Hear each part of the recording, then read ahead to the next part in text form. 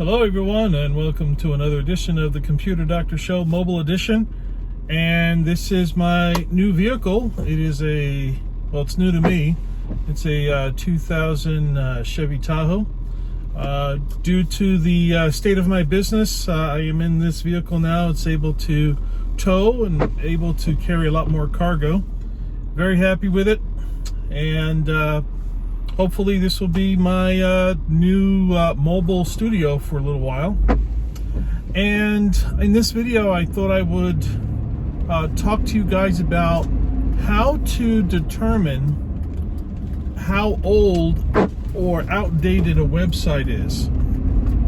Okay, so there might be certain things that you may need from a particular website, but you want to make sure that the information is up to date.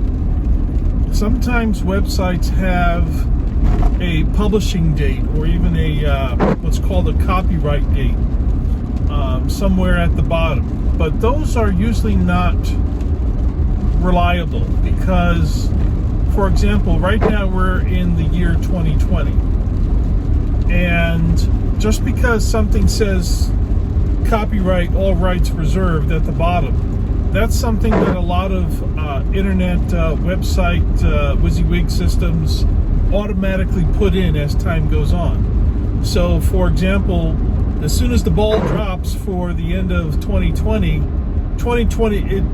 lot of websites out there are automatically going to change from copyright 2020 to copyright 2021. It's automatic. But that does so just looking at the copyright features of the website itself is not a reliable indicator of how updated the website is.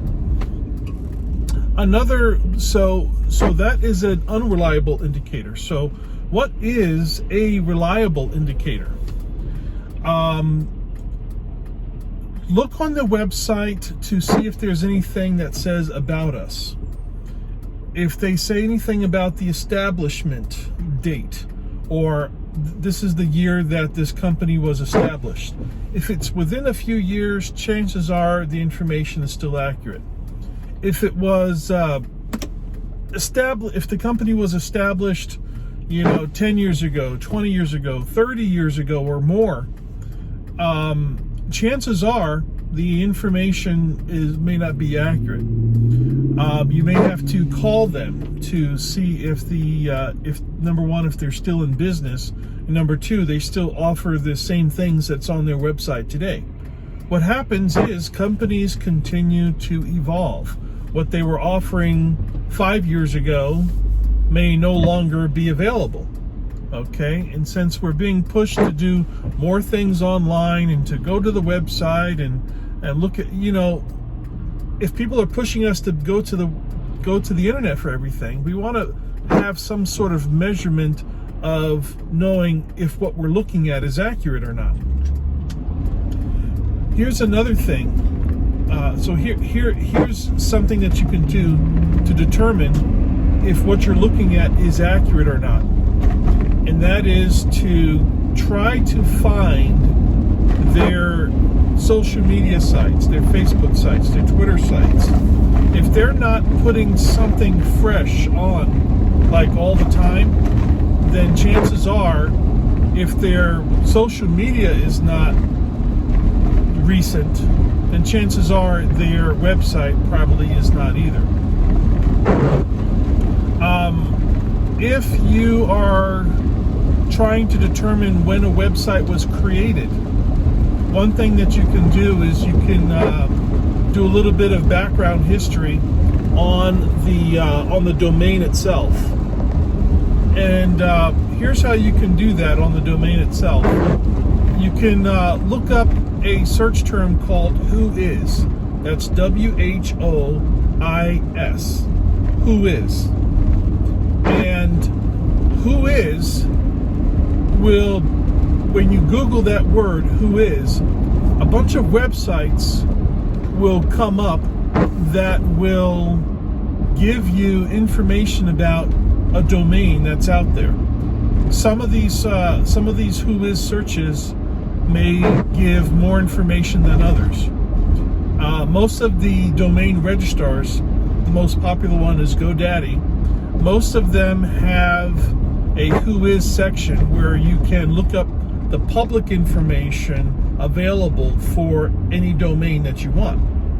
So you can enter in the domain, hit enter.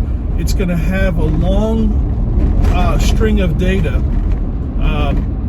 and hopefully you'll be able to see when that domain was first purchased or first registered, and the others information you might be able to get the phone number of the person who registered the name, or you might get the name of the person responsible for the technical things, the person responsible for the administrative things.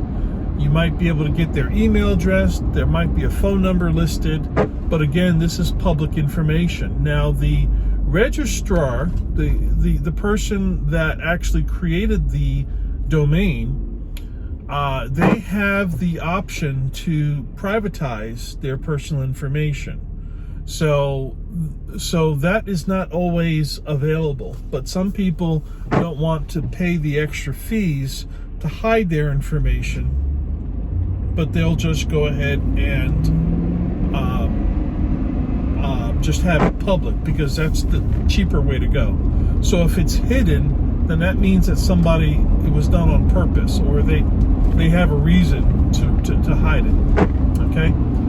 If you're unable to find out who made the email, or unable to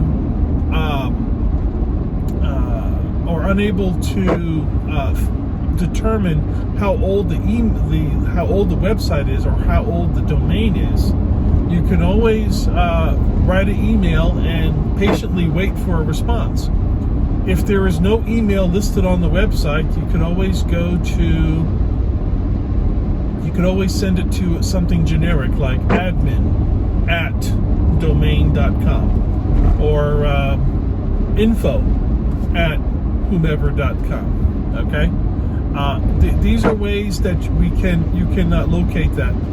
The other way is you could also do a Google search for the domain and see if that domain has appeared on other websites, and if there has been any recent correspondence with regard to that specific domain. So those are some of the ways you can determine how updated or how accurate a website is by trying to put together some information as to where it came from, how long it's been in existence, and when was the last time anyone posted anything or has done anything new online. Hope this video has been helpful. My name's Aaron Moss, host of the Computer Doctor Show, also on KVOI 1030 Tucson. And also visit our website, computerdoctorshow.com. Again, computerdoctorshow.com. Please leave a message and subscribe. Thank you.